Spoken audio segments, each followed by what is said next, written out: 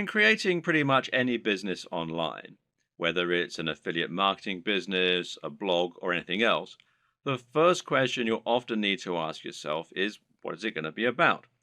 Or to use the correct internet business parlance, what is your niche, or niche as some people pronounce it? A niche is a subject that will appeal to a specific audience. An example of a niche would be sewing.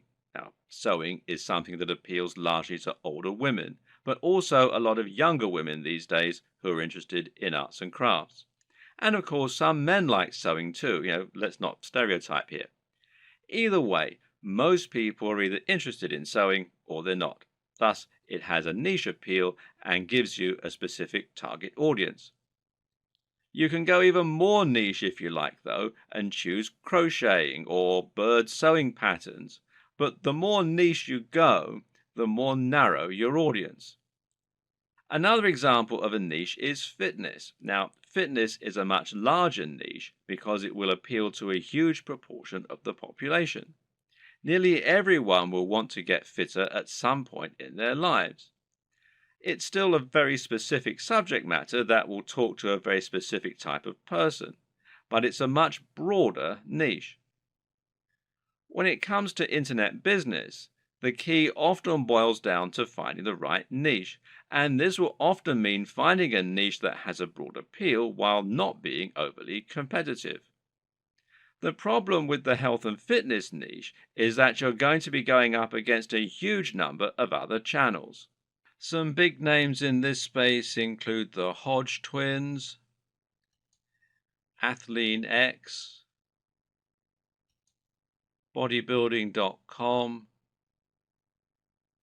Rob Riches, and Elliot Hulse, to name but a few.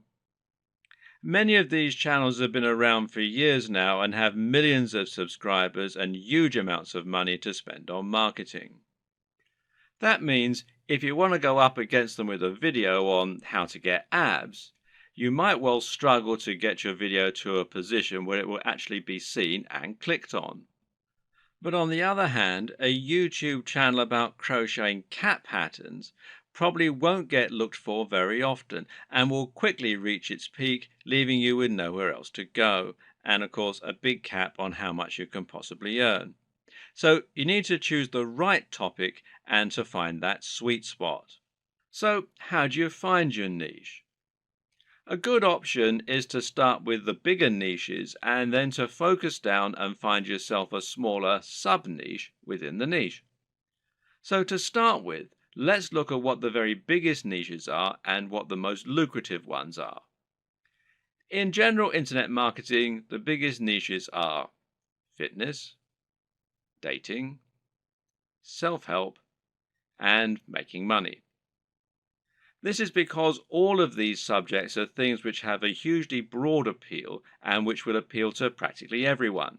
If you have the marketing budget, then you can reach the biggest potential audience this way. At the same time, though, these niches are huge because they have something else going for them: value proposition. Each of them has something very big and important to offer people, an emotional hook that makes people more passionate about a channel. So, for example, fitness isn't really just about getting into shape. It's about being more confident, sexier, healthier, and happier thanks to your training and your diet. People hope that by watching these channels, they can turn their lives around. The same goes for money and dating. These offer complete lifestyle changes. They let people find love or get more sex. They allow them to travel around the world and to wear nice watches.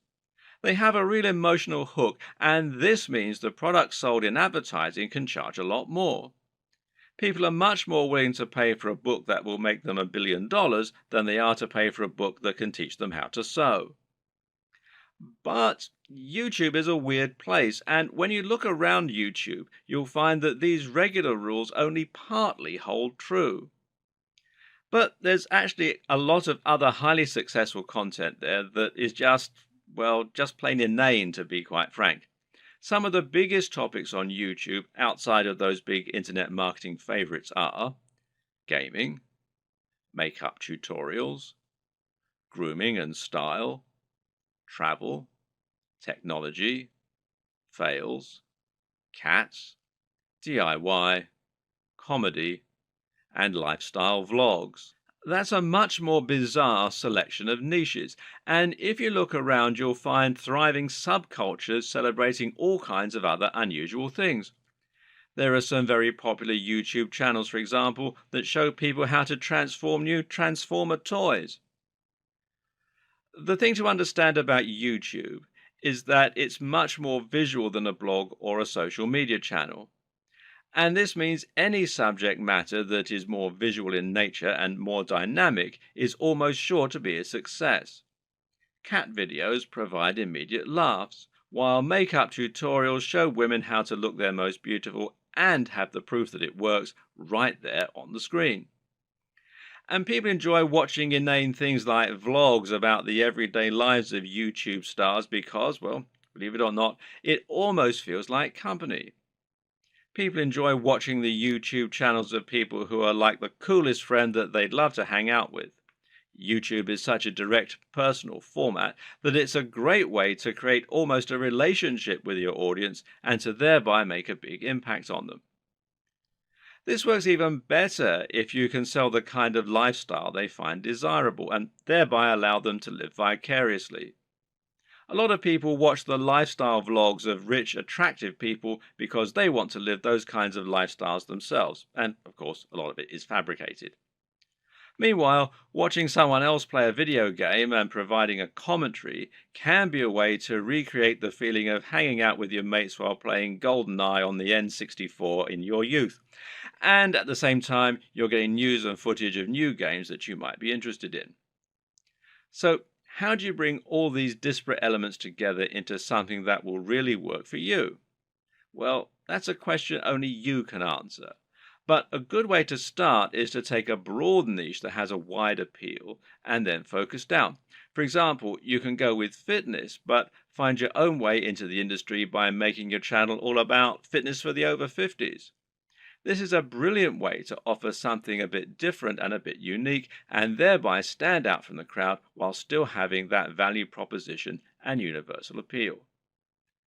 Another thing to always remember is to be true to yourself. Choose the niche you're most comfortable with, and you'll find you have much more to say on the matter. You'll come across as much more passionate and interested in your own topic, and you'll be better able to inspire your audience to listen to you. I can't tell you which niche you need to pick, but using all this information, hopefully you can come up with something that will have a big appeal while also being true to who you are.